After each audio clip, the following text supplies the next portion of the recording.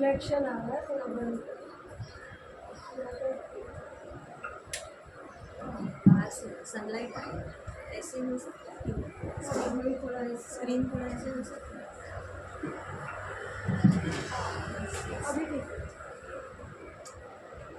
ठीक है। थोड़ा थोड़ा घुमा दीजिए, थोड़ा घुमा दीजिए, थोड़ा घुमा दीजिए।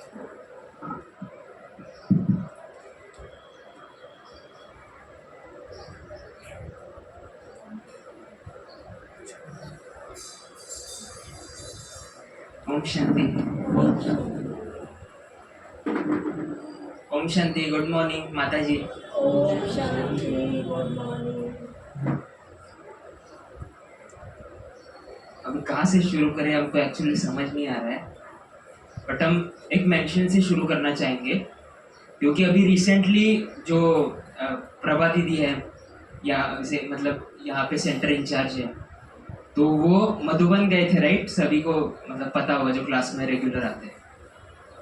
तो प्रशासन इस शब्द से शुरू करते हैं। मैं जेन्युइनली बताना चाहूँगा कि जितना भी टाइम दीदी यहाँ पे नहीं थे और हमने सेंटर पे टाइम स्पेंड किया या सेंटर की सेवाओं से कनेक्टेड रह के जो भी एक्टिविटीज़ की, एक अच्छा प्रशासक वो होता है जिसकी अनुपस्थिति के बाद उसकी उपस्थिति का महत्व हमको समझ में आए। क्योंकि जब दीदी होते हैं, बहुत बार जैसे कहते हैं ना कि कोई बड़ा घर में होता है तो उसकी उपस्थिति जो होती है वो बहुत बार कुछ बोलता भी नहीं है, बट जो एक सेंस ऑफ सिक्योरिटी रहती है और एक क्या कह सकते हैं कि एक प्रभाव रहता है उसका, वो चले जाने के बाद या उसके नहीं रहने के बाद में हमको वो महसूस ज़रूर होता है। तो सबसे पहले तो प्रभा दीदी को हम ये कहना चाहेंगे, क्योंकि ये एक यज्ञ इतिहास की भी एक कहानी है कि एक जोनल इंचार्ज जो बहन थे वो दूसरी जगह पे चले गए थे, और जो जहाँ पे वो सेवा करते थे उस सेंटर पे बहुत सी बाधाएं आने लग गई उनके जाने के बाद। तब बाबा ने कहा था कि अच्छा प्रशासक कहो या अच्छा शिक्षक कहो, उसकी ये विशेषता होती है कि जब वो अनुपस्थित हो जाता है तब उसकी अनुपस्थिति पूरे संगठन को महसूस होती है। तो सबसे पहले तो हम दीदी को ये कहना चाहेंगे कि हमको ये एक्सपीरियंस हुआ, रिसेंट एक्सपीरियंस। तो चलिए कि जैसे यज्ञ इतिहास में ये एक प्रथा कहो या एक मेथड यूज की जाती थी, कभी भी कुछ भी पत्र लिखना है या कोई भी कार्य व्यवहार होगा उसमें शुरुआत होती थी मुरली के पॉइंट्स से। तो आज हम वैसे ही करते हैं। हम जैसे आज की मुरली सुनी तो हम अंदर बैठ करके बाबा की याद में सुनने की कोशिश कर रहे थे, तो बाबा ने हमको ना एक पैटर्न टच किया, आज की मुरली में था। शुरुआत में बाबा ने कहा, आज की मुरली में बाबा ने प्रश्न उत्तर में हमको याद दिलाया कि सबसे बड़ा पुण्य है कि आप समर्पित करो। पर उससे पहले भी मुरली सुनाते हुए हमको कुछ टच कराया। जैसे बाबा ने बोला सबसे पहले है, बाबा ने याद कराया ज्ञान, भक्ति और वैराग्य। तो हम ये सोच रहे थे कि सबसे पहले क्या आता है, क्योंकि हम यहाँ पे है, क्या ऐसे है कि हमने कोई पाप नहीं किया है? हमने भी कहीं ना कहीं कुछ ना कुछ पाप किया है, फिर भी हम यहाँ पे क्यों? और कलवा के पूरे जोन में हमने चेक किया कुछ दिन पहले, 2.5 से 3 लाख की आबादी है, फिर बाबा ने हमको यहाँ पे क्यों बिठाया? हमसे कोई गलतियाँ नहीं होती, उसके बावजूद हम यहाँ पे हैं। तो हम सोच रहे थे उसमें कौन सा एक फैक्टर है जो अभी भी साइलेंटली काम कर रहा है। दीदी ने कहा ना कि अगर कुछ भी नहीं है तो भी हम कनेक्टेड क्यों हैं यहाँ पर, तो उसका सबसे पहला पॉइंट निकल आता है, वो है वैराग्य, जो बाबा ने आज याद दिलाया। सबसे पहला जो क्रैक है, जो हमारे अंदर जो घंटी बजी है, वो वैराग्य की थी। जब तक हम पुरानी दुनिया से बाहर नहीं आएंगे तब तक हम यहाँ की कोई भी बात कर ही नहीं पाएंगे। तो सबसे पहला पॉइंट था वैराग्य। अब उससे आगे आने के बाद दूसरा पॉइंट आता है समर्पण। आज की मुरली में बाबा ने क्या कहा कि आपको समर्पण जो बाबा ने संबंध की बात की, निर्विकारी संबंध, तो वो कैसे, जब आप समर्पित करेंगे तभी बाकी बातें होंगी। अब समर्पित किया है तो समर्पित करने के बाद तीसरा हमको तुरंत टच किया उसका अगला पॉइंट वो था, बाबा ने कितनी बार याद कराया आज? कौन सा शब्द था वो कीवर्ड? व्रत था ना? हाँ, तो इंग्लिश में इसको वाव कहते हैं, व्रत। तो इसमें बाबा ने और 2 एस्पेक्ट्स आज की मुरली में बताए। देखो बाबा करेक्ट करा रहे थे तो हमको भी वो मेंटल माइंड मैप बनता गया। देखो व्रत के अंदर 2 बातें हैं, बाबा ने आज ही कहा। कौन से 2 व्रत लेने हैं हमको? याद का व्रत और दूसरा है पवित्रता का व्रत। ठीक है, अभी याद के अंदर भी 4 बातें होती हैं। यहां से दीदी की कहानी चालू होती है। देखो हमने तो मुरली सुनी नहीं थी, अभी हमने मुरली सुनी तो बाबा देखो कैसे हमको टच करा रहे हैं। हमने आपको पॉइंट्स बोले, ये दीदी की कहानी है जो आज की मुरली में बाबा ने बताई। तो हमने क्या कहा? 2 प्रकार के व्रत है, याद और पवित्रता का। याद के अंदर 4 बातें हैं। कुछ दिन पहले ही हमने ये मतलब पहले जाना था बट रिवाइज किया। याद के ना 4 एस्पेक्ट्स होते हैं। एक होता है परिचय, दूसरा होता है संबंध, तीसरा होता है स्नेह और चौथा होता है, किसी को याद है? ये राजयोग मेडिटेशन कोर्स में सिखाया जाता है। याद है किसी को? चौथा क्या है? चौथा है प्राप्ति। क्योंकि हम कहते हैं, बाबा कितनी बार कहता है मुझे याद करो, मुझे याद करो, मुझे याद करो। बट हमको ये याद की 4 बातें पता होंगी तभी तो हम जुड़ेंगे। तो हमने बेसिकली इसकी वजह से क्यों स्टार्ट किया आज? क्योंकि दीदी की जो कहानी है वो यहीं से चालू होती है। अगर आप देख सके यहाँ पे वैराग्य के 2 टाइप्स होते हैं, हद का वैराग्य और हाँ। तो हमने क्या बोला था कि सबसे पहले कहाँ से कहानी चालू होती है? वैराग्य से चालू होती है। तो चलिए दीदी की कहानी शुरू करने से पहले हम 4 लाइनें जो कविता बनाई हुई है वो पढ़ करके दीदी की कहानी शुरू करते हैं। और हमने जो आपको आज की मुरली की बातें बताई वही दीदी की कहानी में आएंगे। नंबर 1 आप रिवाइज करके चालू करते हैं। सबसे पहले वैराग्य आएगा, उसके बाद समर्पण होगा, समर्पण के बाद व्रत लिया जाएगा। और व्रत 2 प्रकार के होंगे, जिसमें होगा याद का व्रत और दूसरा होगा पवित्रता का। अंडरस्टूड? चलो फिर शुरू करते हैं। धक से सब कुछ त्याग किया, ब्रह्मा बाप समान, यज्ञ में सब कुछ किया, तन मन धन कुर्बान, घर जाने का आप देती सबको मंत्र महान, बेहद की वैरागी दीदी सभी करे गुणगान। इसमें वो चीजें कवर हुई है। अभी हम पुरानी पढ़ रहे, समय की सीमा है, बट इसमें भी यही बताया हुआ है कि जैसे दीदी ने कहा कि समर्पण के अंदर तन मन धन कुर्बान करना पड़ेगा। तो दीदी की कहानी चालू करते हैं इसी शब्द से। चलिए, आज के सेशन का हेडिंग क्या है आपको पता है? हमको ना मतलब हर एक का अपना अपना स्टाइल रहता है, बट हम कैसे करते हैं, जब भी देखो हमको भी ये मान लो बताया गया कि आपको दीदी का क्लास कराना है या फिर कुछ नई चीजें बतानी, तो दिमाग कैसे चालू होता है हम आपको प्रोसेस बताते हैं कि सबसे पहले तो रिसोर्सेस एग्जिस्टिंग क्या है वो हम ढूंढते हैं। दूसरा, जब हमारा काम पूरा हो जाता है, एक तो कंटेंट और दूसरा उसका प्रेजेंटेशन, उसके बाद हम टाइटल सोचते हैं। और ऐसे वैसे ही कुछ भी नहीं, एक ऐसा टाइटल जो पूर्णतः मीनिंगफुल हो। अगर आप इसमें पढ़े तो हमने बहुत थॉटफुली इसको क्या कह सकते हैं डिजाइन किया है। जीवन से प्रेरणा और दूसरा है जीवन में धारणा। थोड़ा विचित्र नहीं लग रहा है? जब भी हम मनमोहिनी दीदी की बातें सुनेंगे इस क्लास में, तो हमें जीवन से मतलब उन्होंने जो जीवन जिया उससे हमें प्रेरणा लेनी है। और दूसरा जो है वो जीवन में धारणा करनी है। और धारणा कैसे होगी? मतलब धारण किया हमने। जी करेक्ट। जो प्रेरणा ली है उससे हमें धारणा करनी है। तो अभी देखिए हम फोड़ के बताते हैं। अब हमको बताइए, अब हमको एक क्वेश्चन उठता, हमने कुछ दिन पहले भी अभी हमको मौका मिला था मुरली क्लास में, हमने भी यही बोला, यज्ञ में जब से हम आए हमको दो ड्यूटीज दिए हुए हैं। एक तो 7 डेज का कोर्स जो है उसको अलग अलग रीति से बच्चों तक पहुंचाओ, और दूसरा जो यज्ञ में बारीकियां हैं, जो बाबा ज्ञान में बारीकियां देता है उस पर बच्चों का ध्यान खिंचवाओ। तो देखो हमको ना बहुत बार एक क्वेश्चन उठता था कि बाबा मुरली चलाता है तो यज्ञ के अंदर ये प्रथा क्यों है कि कोई और व्यक्ति आकर बाबा के ज्ञान को समझाएगा और हम आकर के उस ज्ञान को किसी भाई के माध्यम से समझेंगे? क्या मुरली में पर्याप्तता नहीं है, वो परिपूर्ण नहीं है? तब हमको क्लिक हुआ, ये जो शब्द है ना हमने 2 बार यूज किया है, उसी को हाईलाइट करता है, जीवन। वो वर्ड्स, वो टेक्स्ट तो सबके लिए सेम है, बट जीवन में कैसे अप्लाई करना है वो कलाकार हर एक अलग अलग है। तो इसीलिए हम बायोग्राफीज वो अलग अलग जो अभी सुनते हैं कि यज्ञ इतिहास में बड़ों ने क्या क्या जीवन में कार्य किया, तो उससे हम क्या करेंगे, प्रेरणा लेंगे, क्योंकि हमको प्रैक्टिकल कैसे समझेगा, इनके माध्यम से। और दूसरा है धारणा।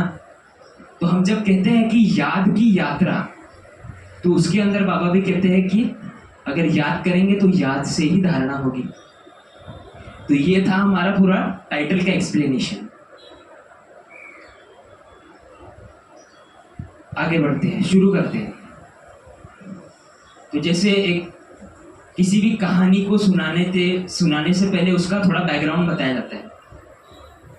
तो हम आपको थोड़ा सा बैकग्राउंड बता देते हैं कि पूरी जो लाइफ जर्नी थी मनमोहिनी दीदी की, उनको हम थोड़ा सा स्टार्टिंग फेज समझने की कोशिश करते हैं। जैसे दीदी ने अभी कहा कि मम्मा जब यज्ञ में आए थे तब उनका थोड़ा सा समर्पण का भी पार्ट अलग था। उनके पास धन नहीं था, वो इतना धनाढ्य परिवार में नहीं थे, उनके पास क्या था, वो स्वयं थे जिनको वो पूर्णतः स्वाहा करें। बट दीदी के केस में ये कहानी थोड़ी सी अलग थी। दीदी का जन्म हुआ था 1910 के अंदर, और दीदी का जो जन्म हुआ था वो बहुत वेल्दी फैमिली में हुआ था। और आप समझ सकते हैं कि वो जो जमाना था, वो सिंधी जो कम्युनिटी थी उसके अंदर जो रईस कैटेगरी में लोग आते थे ना, उनके घर में दीदी का जन्म हुआ था। तो धन की कमी दीदी के पास बचपन से नहीं थी। और आपको पता होगा कि ये टेंडेंसी होती है, जिसके पास धन है उनके शौक क्या होते हैं, ज़्यादा होते हैं।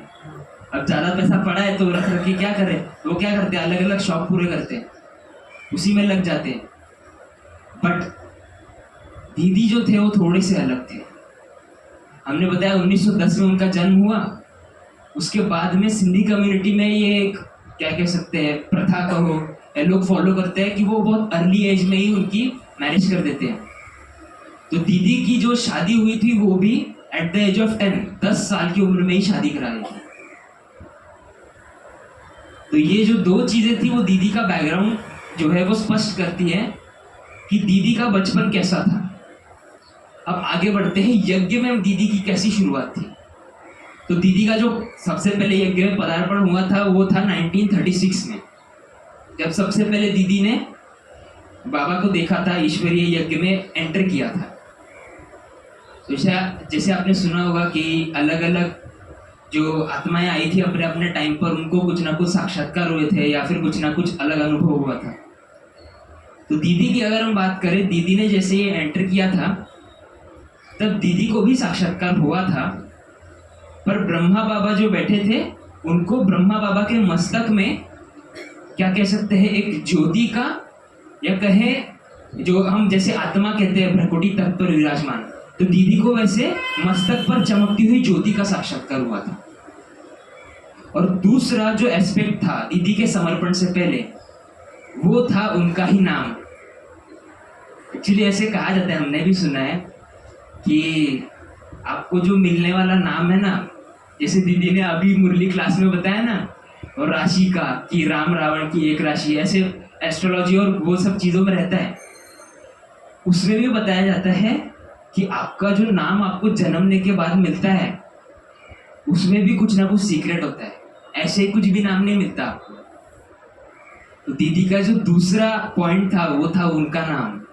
उनका समर्पण होने से पहले नाम था गोपी। तो परमात्मा की महिमा है कि परमात्मा गोपी वल्लभ है, तो वो उनकी गोपी है, इसीलिए उनको गोपी नाम दिया था। तो उन्होंने उस जो इनिशियल जो उनका इंटरेक्शन था उसमें इन्होंने दो बातें फील की थी, क्योंकि भक्ति मार्ग में भी हम कुछ ना कुछ आशाएं रखते हैं, परमात्मा से अंदर मन की बातचीत करते हैं। तो दीदी ने भी कुछ ना कुछ बातचीत की होगी, तब जाके उनका जो है वो कनेक्शन बैठकर दीदी पहुंच गई यज्ञ में, और उसके बाद दीदी ने जो फर्स्ट एक्सपीरियंस किया, उसके बाद दीदी की जर्नी स्टार्ट हुई। तो यहाँ पे आप देख सकते हो वही है जो भक्ति मार्ग में गोपी ने पुरुषार्थ किया था, वो भक्ति पूरी हुई, और भक्ति के बाद क्या हुआ, वैराग्य जागा। वही थी सबसे पहले सिंध की, हमने जैसे वर्णन बताया वो वही बताया हुआ है, परमात्मा की वो सच्ची गोपिका के रूप में सबसे पहले वो जो यज्ञ में आई। दूसरा है क्रांति, अर्थात क्या हम बताते हैं, हमने बोला 1936 में दीदी यज्ञ में एंटर हुए, उसके बाद 1937 में यज्ञ को एक फॉर्मल ऑर्गेनाइजेशन का एक रूप देना था। ध्यान से सुनना, ये बहुत इंपॉर्टेंट है। हमने भी सुना था, उसका इंपॉर्टेंस हमको थोड़ा थोड़ा बाद में समझ में आया कि बाबा ने कैसी तरकीब रची। 1936 में जब परमात्मा इस धरती पर अवतरित हुए, वो तो निराकार है, वो इस धरती पर अवतरित हुए प्रजापिता ब्रह्मा के तन में, और उसके बाद उन्होंने कार्य शुरू किया। बाबा को पता था कि डायरेक्ट ज्ञान दूंगा तो इनकी बुद्धि पत्थर बुद्धि बनी हुई है, तो ये नहीं पकड़ पाएंगे। तो बाबा ने साक्षात्कार से चालू किया, अनुभव कराए। बट उसमें भी कुछ आत्माएं ऐसी थी जिनको बाबा ने बहुत दूर दृष्टि से देख लिया था, उनमें से दीदी थी। तो बाबा ने क्या किया, 1937 में पार्ट चेंज किया। बाबा ने फरवरी मंथ, अगर मैं गलत नहीं हूं तो फरवरी 1937 में एक कमेटी बिठाई जिसमें 7 बहनें थी। और अभी हमने क्या बोला, नंबर 1 होता है वैराग्य, नंबर 2 होता है समर्पण। तो बाबा ने क्या किया, अपना तन मन धन ट्रस्ट बना करके 7 बहनों के नाम पे पूर्णतः जो सुहा कर दिया, उसमें दीदी थी।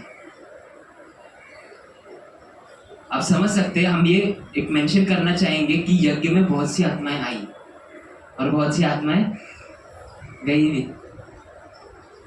बट यज्ञ में बाबा ने जिन पर ट्रस्ट किया वो बहुत थोड़े थे। क्योंकि अगर आपने आगे की कहानी सुनी हो, यज्ञ में बहुत से ऐसे बच्चे थे जिन्होंने अपना धन भी स्वाहा किया, पर ब्रह्मा बाबा ने उन्होंने दिया हुआ धन अलग से रखा था, किसी को नहीं बोला। हमने बोला ना, बाबा को भृगु ऋषि भी कहा जाता है, ब्रह्मा बाबा को, क्योंकि वो अंदर को जान पाते थे और वो दूरदृष्टिता बहुत अच्छी तरीके से समझते थे।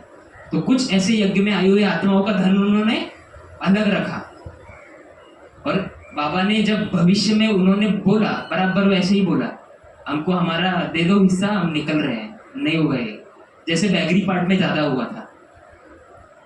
तो हमारे कहने का मतलब यह है कि परमात्मा, जैसे कुछ दिन पहले दीदी के द्वारा ही हमने सुना, परमात्मा भोलानाथ है, परमात्मा बुद्धूनाथ नहीं है। वो बराबर जानता है आपके अंदर को। तो दीदी को बाबा ने क्या किया, यज्ञ में आते ही बाबा ने 7 बहनों की कमेटी के अंदर सुहा करा दिया। तो दीदी ने क्या किया, अडोल निश्चय किया था। ये था सेकंड पॉइंट। और थर्ड पॉइंट था मनमोहिनी। तो जो नाम टर्न हुआ, आप सोचिए, परमात्मा ने जो नाम दिया उनको, वो क्या था, मन मोहिनी था। यही तो कहते हैं परमात्मा कि अपना जो मन इधर उधर भटक रहा है वो मेरे में लगा। तो दीदी ने मन के ऊपर मास्टरी की थी, इसलिए बाबा ने क्या किया, उनको ये नाम दिया। आगे बढ़ते हैं।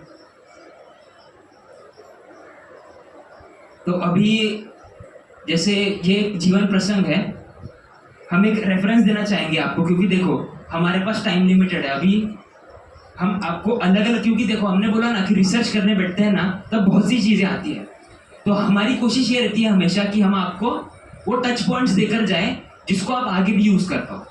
तो हम क्या करते हैं, ज़्यादा से ज़्यादा चीज़ें आपको बताने की कोशिश करते हैं। जैसे ये देखो, ये ना यज्ञ में एक मूवी बनी हुई है दीदी के ऊपर, बहुतों ने देखी भी होगी, बट हम आपको बता देते हैं। ये देखो, ये दीदी मनमोहिनी की। तो अभी जब आपको कहानी सुनाएंगे वो उसमें से ही मेंशन है, तो हम उसको सुनाएंगे। तो अगर आपको इसको अच्छी तरीके से देखना है विजुअली तो आप ये मूवी को देख सकते हैं, ठीक है।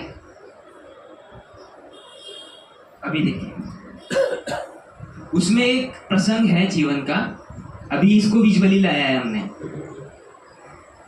जानकी दादी थोड़ा सा निराश अवस्था में बैठे हुए थे बगीचे में, तो पीछे से मनमोहिनी दीदी आए और उन्होंने पूछा कि क्या हुआ। उन्होंने वो वर्ड यूज किया था, मिठड़ी क्या हुआ। तो फिर आपको पता ही होगा कि जानकी दादी थोड़े से बाद में आए थे यज्ञ में बाकियों के कंपैरिजन। तो उनको बार बार ये रहता था अंदर कि मैं पीछे रह गई, ये जो पुरुषार्थ की बात है उसमें मैं पीछे हूँ। तो वो मुंह लटका के बैठे थे। तो दीदी ने कहा कि पुरुषार्थ ना 2 प्रकार का होता है, ये देखो इसको वही बताया हुआ है। एक है बोझ वाला पुरुषार्थ और दूसरा है मिठड़ी खुशी वाला पुरुषार्थ। तो उन्होंने कहा कि अगर आप पुरुषार्थ का पहाड़ बनाओगे तो ये जो पत्थर दिख रहा है ना हमको, ये पुरुषार्थ नाम का पत्थर आप उस पहाड़ पे चढ़ा ही नहीं पाओगे। वो जो पुरुषोत्तम बनने की आज की मुरली में बात आई है वो नहीं बन पाओगे। तो दीदी ने कहा कि हंसी खुशी से पुरुषार्थ करना है हमको। कुछ दिनों पहले मुरली में भी आया था ना कि एकांत और रमणीकता में हमको बैलेंस रखना पड़ेगा। तो दीदी ने यही सिखाया कि हंसी खुशी से खेल खेल में हमको सहज पुरुषार्थ करना है। तो जो जीवन में धारणा है वो हम सीख सकते हैं। कभी कभी तपस्या, वैराग्य, ऐसे टॉपिक्स में ज़्यादा गंभीर होकर के हम हो सकता है थोड़ी निराशा में चले जाए, तो हम उस समय याद के चौथे एस्पेक्ट को याद कर सकते हैं। प्राप्तियाँ, बाबा कहते हैं प्राप्तियों की लिस्ट याद करो, उसको हम हंसी खुशी का पुरुषार्थ बना सकते हैं। ठीक है, ये थी हमारी पहली कहानी। अब दूसरा देखिए, ये भी एक बहुत इंटरेस्टिंग कहानी है जिसके अंदर देखो ये एक साइकिल बनाया है, हम आपको बाद में एक्सप्लेन करते हैं। सबसे पहले कहानी देखिए, सहेली बनाम सखी। मतलब क्या है, यज्ञ के अंदर 2 बहनें बैठी हुई थी पांडव भवन में, कुछ चर्चा चल रही थी उनके। अभी देखो, जब बाबा अव्यक्त हुए उसके बाद में एडमिनिस्ट्रेशन कारोबार जो था वो दीदी और दादी के पास था। ठीक है, तो दीदी और दादी के एक स्टाइल थी। वो क्या करते थे, जैसे दीदी ने अटेंशन शब्द जो होता है वो बच्चों को दिलाने के लिए ना दीदी और दादी ना अचानक कहीं पर भी पहुंच जाते थे। तो दीदी ने किया कि अचानक उनके सामने दीदी प्रकट हो गए, या कह सकते सामने आए और पूछा कि क्या हुआ, क्या बातचीत चल रही है। तो वो बहनें झिझकने लग गई, उनकी कुछ चल रही होंगी बातचीत, तो उन्होंने स्पष्टता से बताया नहीं। तब दीदी ने कहा, दीदी ने उनको सीख नहीं दी, दीदी ने अलग स्टाइल से बोला कि देखो, अगर ज्ञान की बात होती तो आप बोलने में झिझकते नहीं, तो जाहिर सी बात है आप ज्ञान की चर्चा तो कर नहीं रहे थे। तो उस वक्त दीदी ने ये कॉन्सेप्ट बताया कि एक होती है सखी और दूसरी होती है सहेली। तो जो सहेली होती है ना, वो प्राइवेट टॉक्स करती है, पर्सनल लाइफ में एंटर करती है आपकी, इसकी उसकी बातें होती है। बट जो सखी होती है वो परमात्मा चिंतन और ज्ञान चिंतन के अलावा किसी भी चीज को ऐड ही नहीं करती। पुरुषार्थ की बातें होती है, परमात्मा को याद कैसे करे, नए तरीकों की बात होती है। बट सखी कभी भी यहाँ वहाँ की बातें नहीं करती। तो एक छोटा सा प्रसंग था जिससे हम क्या सीख सकते हैं। सखी बनाओ सहेली बनाओ। हाँ, बहुत बढ़िया। ये हम सभी के लिए यही सीखे। तो दीदी ने कैसे प्रैक्टिस फॉलो की थी देखो, अगर आपको इसको प्रैक्टिकली एम्बाइब करना है तो देखो इसके लिए दीदी ने कैसा अपना स्ट्रक्चर फॉलो किया था। दीदी सबसे पहले अपने आप को ऐसे समझती थी कि मैं प्रिपरेशन फेज में हूँ, नई दुनिया आने वाली है ना, आने वाली आने वाली है ना। हाँ, तो आने के लिए हम क्या कर रहे हैं, संगम युग पर प्रिपरेशन कर रहे हैं। तो दीदी हमेशा क्या करती थी कि अगर मुझे स्मृति स्वरूप रहना है तो उसके लिए मुझे अभी से प्रिपेयर करना है। तो दीदी अपनी प्रोटेक्शन की शील्ड बना के रखती थी। तो उसके लिए दीदी ने क्या किया था, प्रिपरेशन के अंदर दीदी ने एक प्रिंसिपल फॉलो किया था। मुरली क्लास में दीदी क्या करती थी, अपनी डायरी, चश्मा और पेन, ये 3 चीजें ला करके मुरली क्लास चालू होने से पहले रोज मुरली क्लास में आके बैठती थी। और प्रिपरेशन में दीदी ने एक फिक्स करके रखा था कि जो मुरली क्लास होगी वो मेरा सबसे प्राइम टाइम होगा प्रिपरेशन का, जिसमें मुझे नए नए इनपुट्स मिलेंगे। ये तो पहली बात हुई। दूसरा था, दीदी ने मुरली क्लास के बाद में क्या किया, मनन को इम्पोर्टेंस दिया। तो जैसे आज की अव्यक्त इशारों में आया था ना, तो अभी क्या किया है, ये एआई की मदद से बनाया है हमने, ठीक है। तो अव्यक्त इशारे को हम कैसे कह सकते हैं, अव्यक्त इशारे। तो आज के एआई का क्या इंफॉर्मेशन बेस था, उसमें हमको क्या बोला था अव्यक्त इशारों में, कि लगन को अग्नि का स्वरूप बनाना है। तो लगन अग्नि कब बनेगी, जब हमारी मनन की शक्ति अच्छी होगी। तो दीदी ने क्या किया था, आप जो अभी मुरली सुनते हैं ना, उसमें अलग अलग ये नहीं होते थे हेडिंग्स शुरुआत में यज्ञ में, वो जो ओम शांति से लेके अच्छा है ना, उसके बीच में ही मुरली होती थी। बट जो हेडिंग्स, प्रश्न उत्तर, उसके बाद में धारणा के लिए मुख्य सार, वो चीजें हैं, वो दीदी द्वारा चालू हुई थी। क्योंकि दीदी क्या करते थे, मनन करते थे, तो उनके अंदर ये संकल्प आया। तो दीदी ने पुरुषार्थ की एक नई तरकीब ढूंढी। तो दीदी क्या करते थे, दूसरा मनन करते थे। निरंतर योगी बनने के लिए निरंतर दीदी चिंतन करते थे। तीसरा था प्रश्न उत्तरी। अगर आपने सुना भी हो कि यज्ञ के अंदर ना एक होता था सुबह का क्लास और दूसरा होता था, हाँ, तो ये बहुत ज्यादा होता था रात्रि के क्लास में। यज्ञ में अलग अलग क्वेश्चंस निकाले जाते थे, सेवा के दृष्टिकोण से भी, पुरुषार्थ के दृष्टिकोण से भी। तो दीदी इसमें बहुत आगे थे, क्योंकि दीदी के पहले 2 पॉइंट्स बहुत स्ट्रांग थे। तो यज्ञ के अंदर दीदी ने ना क्वेश्चन आंसर्स के माध्यम से ज्ञान को बहुत अच्छी तरीके से समझा। तो दीदी क्या करते थे, जब भी ऐसे क्लासेस में, नाइट क्लासेस होते थे, तो दीदी ऐसे नए नए पॉइंट्स को रख करके प्रश्न उत्तर करते थे। तो दीदी ने तीसरा ये चीज फॉलो की थी। और चौथा था रूह ज्ञान,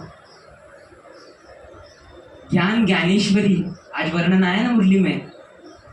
तो वो कैसे बने, एक तो है हम आपस में डिस्कस कर रहे हैं ब्राह्मण ब्राह्मण, दूसरा दीदी ने बाबा के साथ भी डिस्कस किया रूह ध्यान।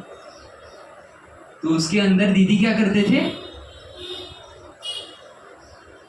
प्रश्न उत्तर जो है, कुछ दिन पहले भी ना मुरली में आया था, आई गेस 1 दिन पहले या 2 दिन पहले की मुरली में बाबा ने कहा था कि कदम कदम पर पुरुषार्थ का, कदम कदम पर आप राय लो, बाबा से एक एक चीज को पूछो और कदम कदम पे श्रीमत लेके ही कर्म करो। तो दीदी ने यही किया।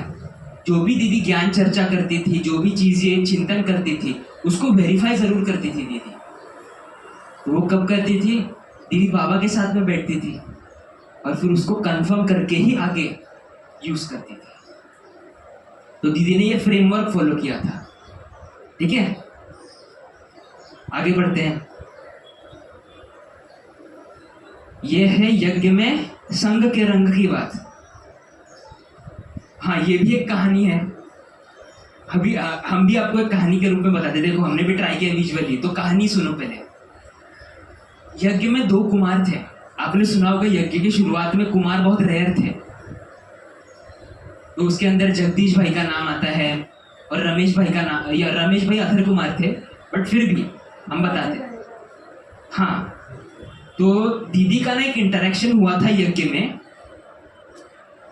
तो उसके अंदर जैसे हमने बोला था ना कि जो शुरुआत में ब्रह्मा बाबा ने किया वो सारी एनर्जी बाबा ने दीदी दादी में ट्रांसफर कर दी थी।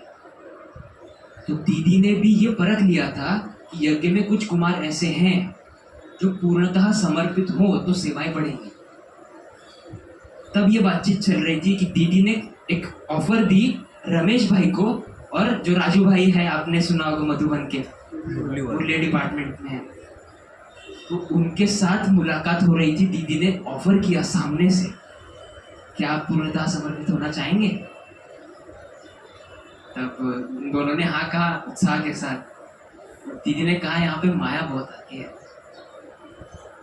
माया से सामना करोगे? तो उन्होंने कहा यज्ञ में कैसी माया, या तो परमात्मा के सभी बच्चे हैं, परमात्मा का कार्य है, यहाँ पे कैसी चीज। बट दीदी ने कहा कि रावण ने अपने बंदे यज्ञ में भी छोड़ रखे हैं, तो इसलिए ये जो 3 चीजें हैं अभी आप देखेंगे, उसका जरूर ध्यान रखना। तो दीदी ने 3 सावधानी देकर उनको यज्ञ में समर्पित होने के लिए प्रेरणा दी थी। तो देखो ये 3 चीजें थी। दीदी ने कहा था 3 लॉक हमेशा लगा के रखना, या कहो 3 फिल्टर्स से पास होगा तभी चीज को, नीचे जो मोती दिख रहा है आपको, अगर 3 फिल्टर से पास होके वो चीज अगर पारित हुई तो ही उसको मानना, नहीं तो मत मानना यज्ञ में। तो सबसे पहले था, दीदी ने कहा कर्म। कर्म मतलब क्या व्यक्ति सेवा को बोझ समझकर या बहानेबाजी से कर रहा है, इस चीज को बहुत अच्छे से परखना। क्योंकि क्या होता है, दीदी ने क्या बोला मुरली में, बाबा हमेशा क्या कहता है, एक तो पुरुषोत्तम बनना है और दूसरा बनाना है। अभी हमने स्टार्ट ही उसी पॉइंट से किया था, प्रशासन से।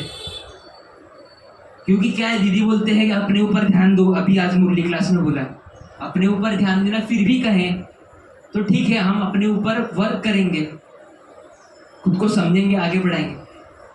बट हम अपने अंदर को तो देख पा रहे हैं, कम से कम सामने वाले को चेंज करना है, सामने वाले को अगर बनाना है तो हमको उसको अंदर की चीज तो हमको पता नहीं है, वो वही जाने।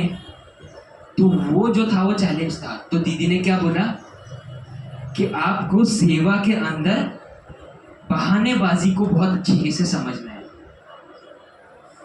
कार्य बाबा का है, बट आपके अंदर वो परख शक्ति अच्छे से रखना कि कर्म के अंदर, सेवा के अंदर कौन बहानेबाजी कर रहा है। और ये हाव भाव और व्यवहार से बहुत अच्छी तरीके से पकड़ में आ जाता है। दूसरा लॉक दीदी ने बोला था योग। हाँ, ये भी हमको बाबा अभी देखो टच करा रहे हैं। दीदी ने बोला था कि कोई भी यज्ञ में अगर सेवा कर रहा है, दीदी ने जैसे अभी थोड़ी देर पहले बोला, माफ कीजिए हमारी थोड़ी स्टाइल है, हम मुरली क्लास से और मुरली से कनेक्ट कर करके चीजें आपको बताते हैं जो रिसेंटली आपने ही सुना। तो देखो, जैसे दीदी ने अभी क्या बोला था कि हमको क्या करना है, किसी ना किसी माध्यम से क्या करना है, खुद भी यज्ञ से जुड़े रहना है, और अगर कोई पुरुषार्थ में स्ट्रगल कर रहा है तो उसको भी क्या करना है, कोई प्रोग्राम में बुलाओ, या फिर कोई पर्चा दे दो, या फिर कोई टोली दे दो। तो दीदी ने बोला, मनमोहिनी दीदी ने बोला, 2 चीजें होती हैं, उसको बहुत अच्छी तरीके से अलग रखना। एक होता है सेवाधारी और दूसरा होता है योगी। तो दूसरा लॉक आप लगाना वो है योग का। सेवाधारी बहुत मिलेंगे, पर यज्ञ में योगियों को बहुत अच्छी तरीके से परखना। नॉट नेसेसरी जो सेवाधारी है वो योगी भी है। तो दीदी ने सेकंड फिल्टर बताया, योगी को परखो और उसी का संग करो। और तीसरा लॉक है, तीसरा फिल्टर है, वो है निंदा। निंदा माना रिस्पेक्ट से जुड़ा हुआ। निंदा को हम कैसे समझ सकते हैं कि क्या वह बड़ों की निंदा कर रहा है? अब ये तो बहुत बड़ी बात है। आपको क्या लगता है, हमको भी बहुत बार क्वेश्चन उठता है कि क्या ब्रह्मा बाबा और मम्मा से कोई गलतियां नहीं हुई? हमको हमेशा लाइफ जर्नी में बहुत परफेक्ट तरीके से पोर्ट्रे करते हैं कि जब भी कोई कहानी सुनेंगे, जीवन कहानी लिखेंगे, वर्णन होगा, चर्चा होगी, हम कहते हैं कि बहुत अच्छी अच्छी बातें सुनाएंगे। बट हमको ये महसूस होता है कि अगर 4 माले की इमारत है तो 4 माले नीचे भी तो होगी। अगर वो इतना सुख पा रहे हैं, उतनी ऊंची अवस्थाओं पे जा रहे हैं, क्या उन्होंने वो पाप और वो जो नेगेटिविटी है उसकी अति नहीं देखी होगी, उसकी वो डेप्थ है वो नहीं महसूस की होगी? जब तक योगी। देखेगा नहीं तब तक ऊंचा उठता है। वही तो बात है। तो हमको ये ताजुब लगता है कि उन्होंने अपनी स्थिति को और पुरुषार्थ को कैसे किया। वो ये था, उन्होंने निंदा को पचाना सीखा था। चाहे मैं अपनी कर रहा हूं, क्योंकि आपने भी सुना होगा, अपना अगर जो पाप करता है वो बाद में 100% पश्चाताप करता है, तो उस वक्त क्या जाता है, सेल्फ रिस्पेक्ट ही सबसे पहले जाता है नीचे, तो अपनी निंदा करने लग जाता है व्यक्ति। और दूसरा, परिस्थिति आने पर दूसरे व्यक्ति निंदा करते हैं तब सहना होता है। तो तीसरा फिल्टर क्या है, एक तो मेरी निंदा और दूसरा है बड़ों की निंदा। तो यज्ञ में जो बड़े हैं वो भी तो पुरुषार्थ कर रहे हैं, क्या उनसे गलतियां नहीं हो सकती जाने अनजाने?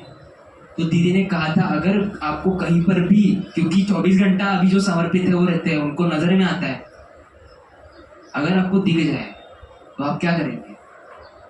तो दीदी ने कहा कि आपको निंदा जो है उसको पचाना सीखना है, देखते हुए नहीं देखना। ये तीसरा फिल्टर है।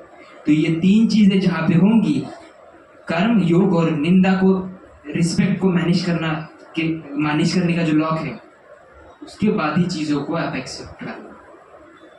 ठीक है? तो ये थी कि हमारी अगली कहानी पे चलते हैं। ये संग के रंग की कहानी थी। अब अगला है, अभी देखो हमको बहुत से पॉइंट्स इधर से ही मिल जाते हैं। दीदी ने क्या बोला था, बाबा क्या है, दलाल है। तो हम भी कौन हुए, दलाली तो हुए।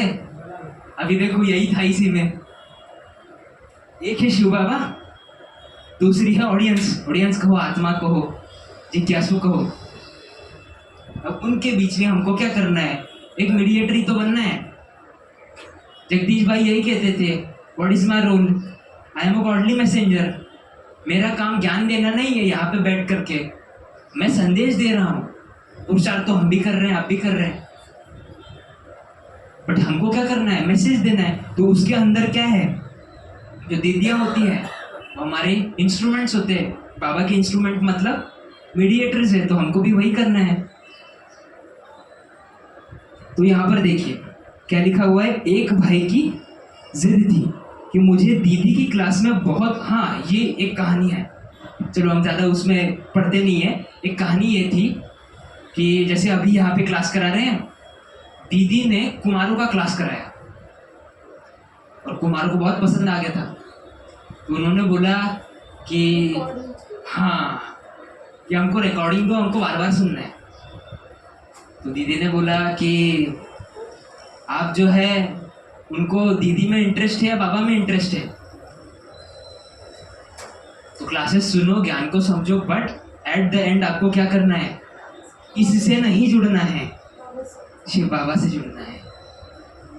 तो दीदी ने डिफरेंशिएट अच्छी तरीके से करके बोला कि बच्चे को या कभी भी आप सुनेंगे तो सबसे आखिरी जो होगा, शुरुआत और आखिरी, बाबा की याद और बाबा की मुरली। तो इस प्रसंग से हम यही सीख सकते हैं कि दूसरों के जीवन से प्रेरणा भले लेना है, बट हमको एट द एंड बाबा जैसे कहते हैं, ज्ञान का सार क्या है, मन मनावो, हमको एक बाप की याद करनी है। ठीक है? तो हमारा अल्टीमेट कनेक्शन किसके साथ है, बाबा के साथ है। तो इस चीज को हम इस कहानी के माध्यम से समझे। अब आगे बढ़ते हैं। ये देखिए, हाँ ये भी एक यज्ञ का प्रसंग है जिसके अंदर दीदी ना बगीचे में, यज्ञ में ना पहले क्या होता था, ओपन में क्लासेस होते थे बगीचे में बैठकर। अगर आपने कभी फोटोज देखे होंगे तो, अरे वाह बहुत अच्छा। अभी देखो, अभी हम इधर बैठे हैं, ब्रह्मा बाबा कहो, दीदी कहो, मनमोहिनी दीदी, वो ना ओपन में गार्डन में बैठ के क्लासेस करते थे, क्लासेस सुनना, चर्चा। तो उसमें देखो एक बार ना एक टॉपिक निकला था नष्टो मोहा का। तब दीदी ने यही कहा था कि जो हमारा पुरुषार्थ है, जैसे दीदी ने जो मोह है उसको 2 कैटेगरीज में बताया था कि एक सूक्ष्म है और दूसरा है स्थूल मोह। तो उसके अंदर दीदी ने यही बोला था कि जो हमारा स्थूल मोह है, वस्तुओं को, जो भौतिक चीजें हैं, उनको छोड़ना जो है वो कंपैरेटिवली थोड़ा सा हम कह सकते हैं ईजी है, बट अगर आपको सूक्ष्म मोह की बात करनी है तो वो आखिर तक जाएगा। आपको लगेगा वो चला गया, बट कहीं ना कहीं से वो रावण के सिर की तरह निकल आएगा। तब दीदी ने वर्णन किया था, हम ट्राई करेंगे एग्जैक्ट वर्ड्स बोलने में। उन्होंने बोला था कि ये यज्ञ परमात्मा का है, ये ईश्वरीय यज्ञ है। यहाँ की ईश्वरीय सेवाएं ईश्वरीय शक्ति और ईश्वरीय प्रेरणा से होती है, और स्वयं परमात्मा वो कार्य करता है। उसमें हमारा व्यक्तिगत पुरुषार्थ इन्वॉल्व नहीं होता है। बट जब हम नष्टोमोहा बनने की बात कर रहे हैं, वहां पर हमारा व्यक्तिगत पुरुषार्थ आता है। अगर कोई भी पुरुषार्थी सेवाधारी अगर अपने व्यक्तिगत पुरुषार्थ की जिम्मेदारी ले, अपने मन की स्थिति की जिम्मेदारी ले, तो इसी को कहा जाएगा सच्ची सेवा। तो हमको जो है नष्टोमोहा बनने के लिए दीदी ने क्या मंत्र वक्कार कराया था? अब घर जाना है। तो यहाँ पे देखिए, यहाँ पे वही दिया है। क्योंकि देखो, एक तो है हम मुद्दे को छेड़े, और दूसरा है उसका सोल्यूशन भी तो डिस्कस करें कि उसको प्रैक्टिकली अप्लाई कैसे करें। तो यहाँ पे अगर हमको नष्टोमोहा बनना है तो दीदी ने क्या प्रैक्टिस फॉलो की थी? दीदी ने घड़ी घड़ी अपने को याद कराया था, अब घर जाना है, अब घर जाना है। तो दीदी का जो वैराग्य था, जो समर्पण था, वो व्रत मेंटेन कैसे कर पाई दीदी? इस वृत्ति से कर पाई। आगे बढ़ते हैं। अभी ये जो है दीदी की क्या कह सकते हैं कि अभी हमने एडमिनिस्ट्रेशन वाला पार्ट की अलग अलग कहानी आपको सुनाई कि जब ब्रह्मा बाबा अव्यक्त हुए उसके बाद उनको एडमिनिस्ट्रेशन का कार्य कारोबार मिला था, तो अलग अलग हमने चीजें देखी। अभी एक और कहानी है, वो है दीदी जब अपने लास्ट फेज में पहुंचे थे। मतलब क्या है कि जैसे अभी मम्मा का क्लास लास्ट मंथ में हुआ था ना, तो उसके अंदर हमने क्या वर्णन सुना था कि मम्मा का एक सती का रूप भी है, शिव की सती। तो उसमें क्या करनी पड़ती है? परीक्षा देनी पड़ती है, त्याग की, समर्पण की, और अपने क्या कह सकते हैं हम, जैसे कहे कि अग्नि परीक्षा देनी पड़ती है। क्योंकि क्या है, आप अपनी इतनी लंबी जर्नी तो जी करके आ गए, बट आप अपने फाइनल फेज में, फाइनल पेपर में अगर पास हो गए तो कहेंगे कि अंत भला तो सब भला। तो उसके लिए हमको लास्ट पेपर पास करना है। तो दीदी का लास्ट पेपर देखो क्या था, सती का। वो था, हमने बहुतों से सुना भी है कि बहुत लोग कहते हैं जो यज्ञ में बड़े हैं, जो स्पिरिचुअल जर्नी को फॉलो करते हैं, वो लोग इतने प्योर होते हैं माइंड और बॉडी के लेवल पे, फिर भी उनको फिजिकल डिसेबिलिटीज या कहे फिजिकल इलनेसेस क्यों होते हैं? कर्म भोग ये अलग चीज होती है, वो तो है ही, बट उसके बावजूद भी उनको इतना कष्ट क्यों हो रहा है? कार्मिक अकाउंट्स तो है, बट क्यों? तो उसके अंदर भी दीदी की कहानी में उसका राज था। क्योंकि अगर हम यज्ञ इतिहास की बात करें तो जिन्होंने प्रैक्टिकली देखा है वो तो और अच्छे से समझ सकते हैं, अगर कोई विजुअल या कुछ देखा हो, वर्णन सुना हो। तो दीदी को जब इलनेसेस हुए थे, तब दीदी को हॉस्पिटलाइज किया गया था, थोड़े से सीवियर होने लग गए थे। तब दीदी को ना खून की उल्टियाँ होती थी। ये हम सुनने में पता नहीं हमको महसूस हो रहा है या नहीं, बट वो खून की उल्टियाँ होना, लंबा लंबा काल तक बेड में टाइम स्पेंड करना, वो हॉस्पिटलाइजेशन होने के बाद एनर्जी फील्ड चेंज होना, डाइट चेंज होना। तो उसके वक्त दीदी ने अपनी लास्ट पेपर कैसे अंदर से पास किया, वो था ये एक लास्ट कहानी। तो जैसे आपने सुना भी होगा कि जो यज्ञ के बड़े हैं उनको डॉक्टर अपॉइंट होते हैं उनका ध्यान रखने के लिए।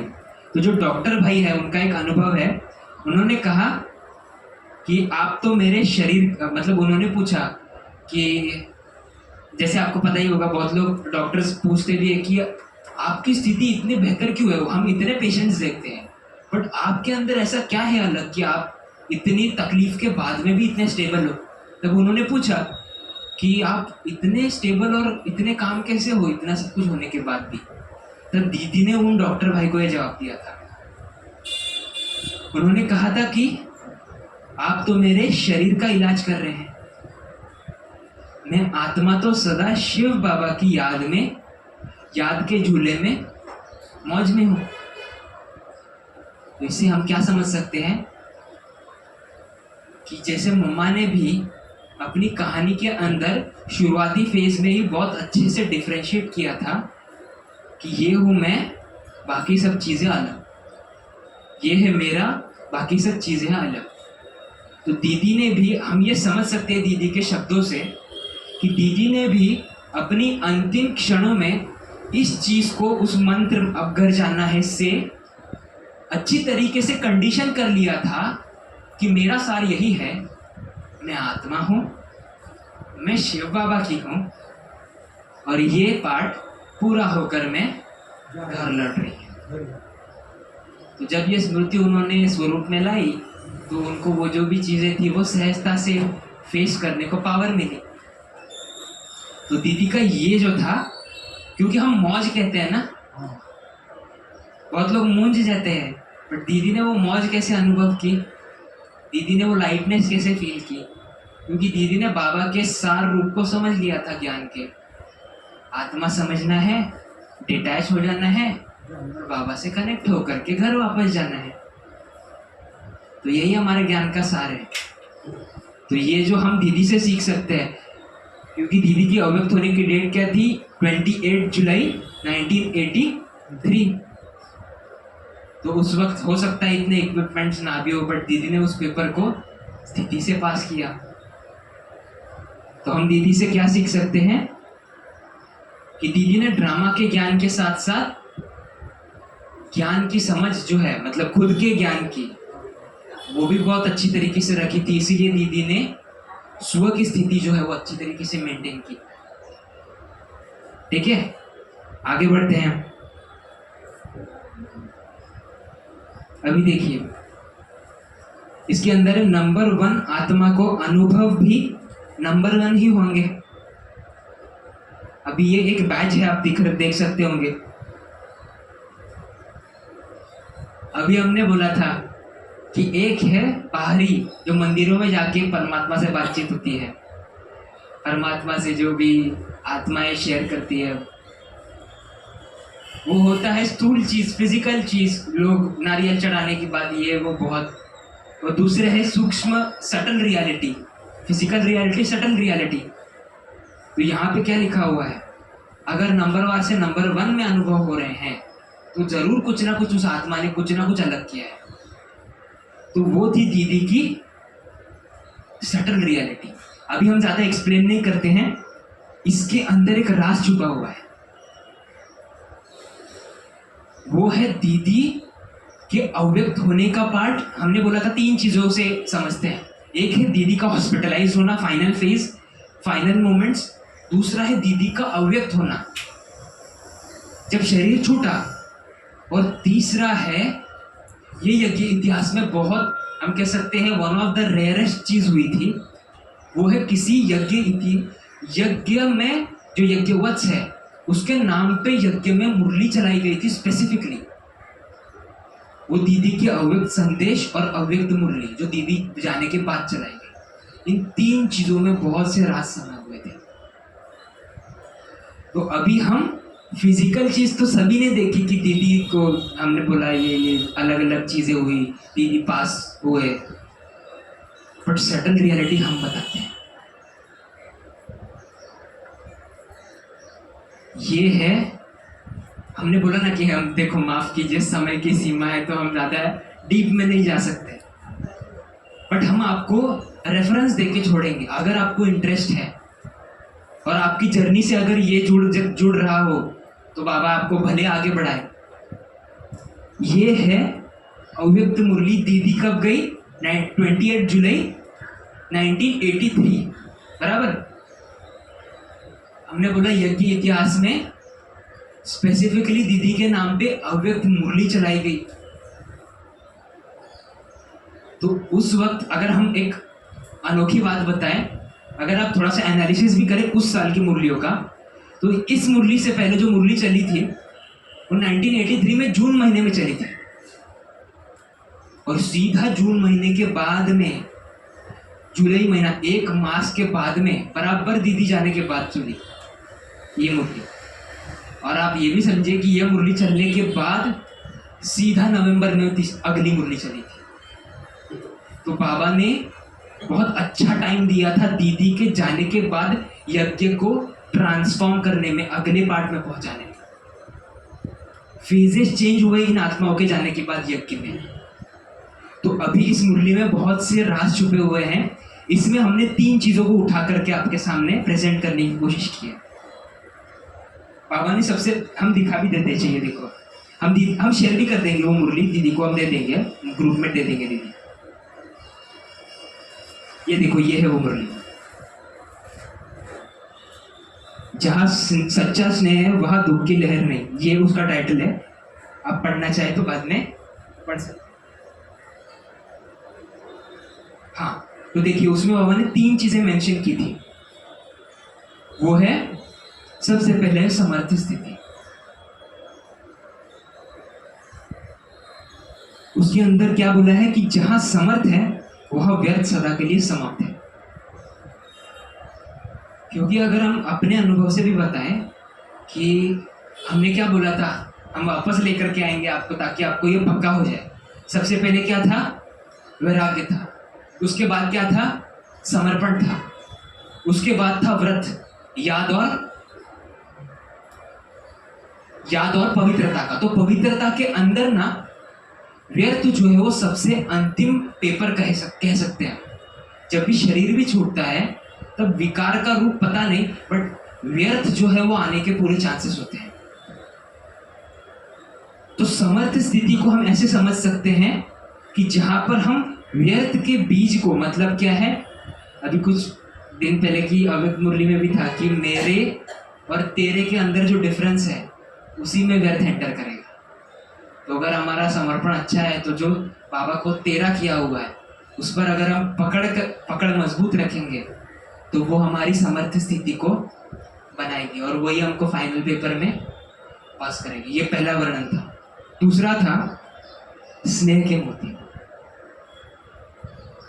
दीदी का जो नाम था पहले भी और बाद में उसमें भी एक जो गुण था वो दीदी के अंदर डोमिनेंट था, वो था प्रेम का गुण, स्नेह का गुण। तो दीदी का पहले भी नाम था गोपी। गोपी माना परमात्मा के साथ स्नेह रूप में जुड़ी हुई आत्मा, गोपी वल्लभ की गोपी। और दूसरी थी मन मोहिनी। मोहना मतलब क्या? कैप्टिवेट करना, आकर्षित करना। वो भी कैसे होता है? जहाँ स्नेह होगा वहीं आकर्षण होगा। तो स्नेह के मोती माना परमात्मा के साथ स्नेह होगा तो ही अंतिम समय जो होगा उसमें एक परमात्मा की याद में आत्मा समा सकेगी। तो बाबा ने दूसरा मेंशन किया था उस मुरली के अंदर, वो था अगर स्नेह के मोती गिराए, या कहे कि जीवन काल में आपने स्नेह के मोतियों के साथ सच्चे दिल से परमात्मा की याद की है तो वो स्नेह के मोती ही अंतिम पेपर में पास करने के लिए आपको सेफ्टी का साधन कहो, व्यर्थ से बचने के लिए सेफ्टी का साधन कहो, वो बन जाएंगे। और तीसरा मेंशन था वो था अचल आत्मा। अब अचल का उल्टा क्या होता है? हलचल होता है। तो तीसरा फाइनल मोमेंट्स में ये हमको डिफिकल्टी आ सकती है। जो दीदी का क्या कह सकते हैं, बाबा ने अनुभव जो है मतलब कि वर्णन किया था इस मुरली में दीदी के फाइनल फेज का, उसमें था अचल स्थिति, अचल आत्मा। वो कैसे था? सदा विजयी अचल अड़ोल आत्मा रही। मतलब बाबा भी वही कहते हैं ना कि सदा शब्द बहुत बार अव्यक्त मुरलियों में हमको पक्का कराते हैं कि अगर वो ट्यूबलाइट का एग्जाम्पल भी ले तो अगर वो बार बार बंद चालू होने वाली लाइट है तो डिस्टर्बेंस होता है। तो अगर हमारा पुरुषार्थ वैसा है तो हमको फाइनल टाइम में प्रॉब्लम होगा। बट जो लाइट अपने पूरे प्रोसेस के फेज में अखंड जली रही, या कहो सदा उसने अच्छी तरीके से अपने आप को करेक्ट करके आगे बढ़ाया, उसको फाइनल मोमेंट्स में अचल आत्मा का अनुभव होगा। ये तीसरा मेंशन था बाबा का उस मुरली में दीदी के फाइनल मोमेंट्स का, वो था अचल स्थिति।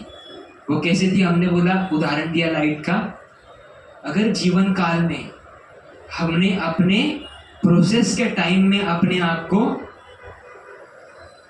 अपवर्ड स्लोप में इंक्लाइंड रखा है, आगे बढ़े, गलती भी हुई, करेक्ट किया, आगे बढ़े, अगर हमने हमारा जो पुरुषार्थ है वो ऐसा रखा है तो हमको फाइनल मोमेंट्स में हेल्प होगी।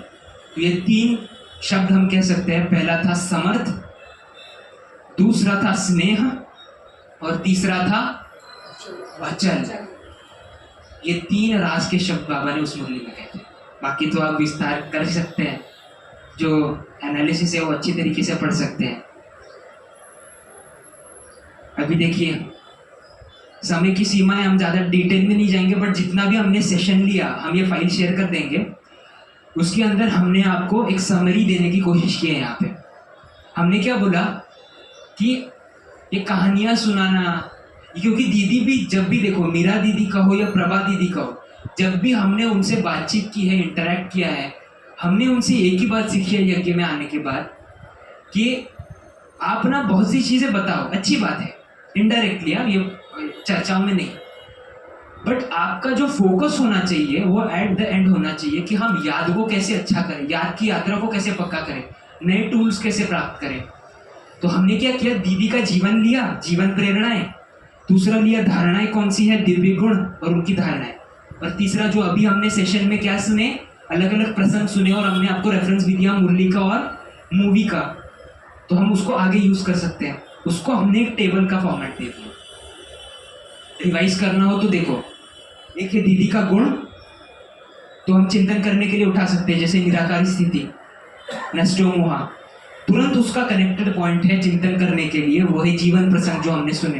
अब आपको रिकॉर्डिंग भी मिल जाएगी यूट्यूब पे, तो आप अगर आप चाहें, दीदी ने तो वैसे मना किया है, बट आपके डिस्क्रिप्शन पे अगर यूज हो तो अच्छी चीज़।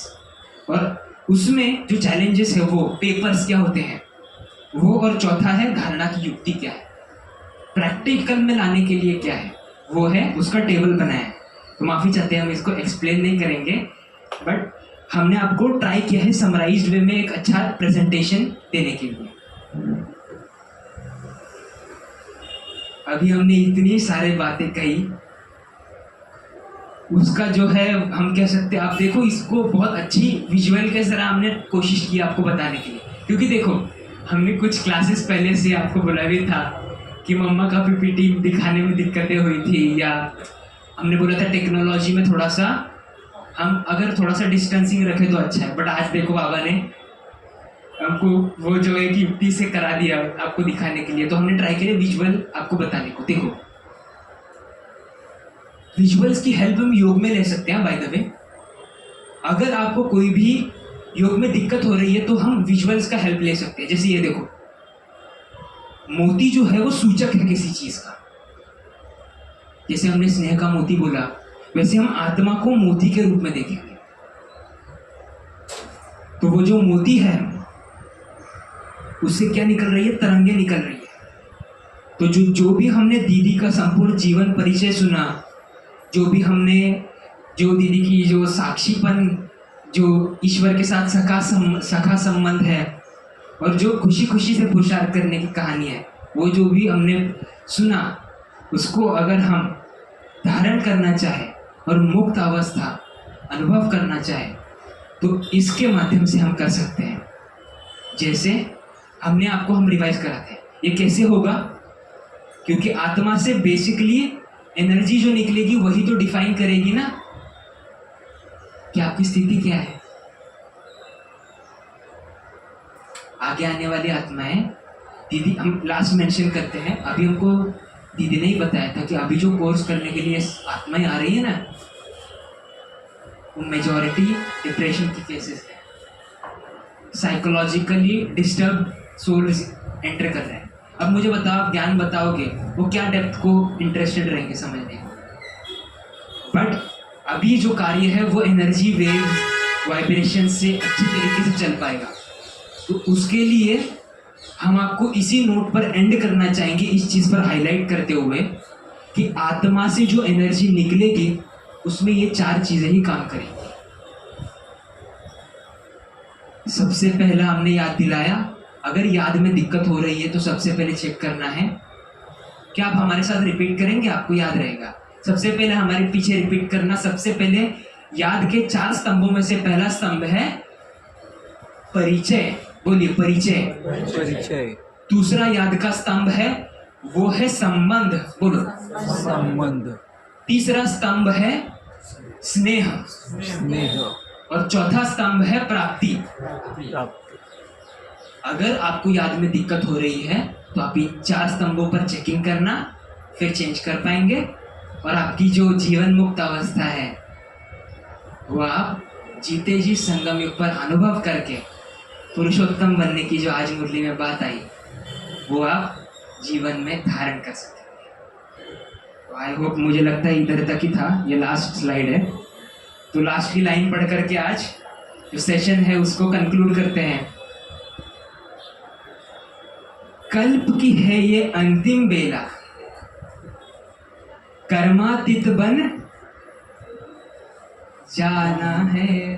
वो जो गीत बना है ना, वो अभी अगर आप वो सॉन्ग भी रेफर कर देते हैं, यज्ञ में जो गीत बना है अब घर जाना है, तो वो जो बना है वो इसी के दीदी के बोलने के बाद बना है कि कल्प की है ये अंतिम बेला, कर्मातीत बन जाना है, अब घर जाना है, कि अब घर जाना है।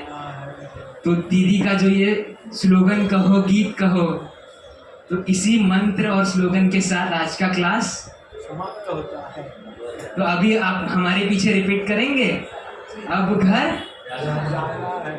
पूरा बोलेंगे।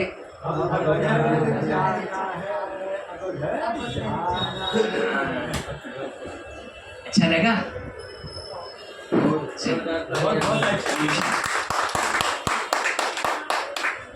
अभी बाबा की याद करते हैं, शुक्रिया करते हैं पहले तो बाप दादा की हमारे द्वारा कहो ये निमित्त आत्माओं के द्वारा आपका उत्साह बढ़ाने के लिए बाबा यहाँ पे बिठा देते हैं।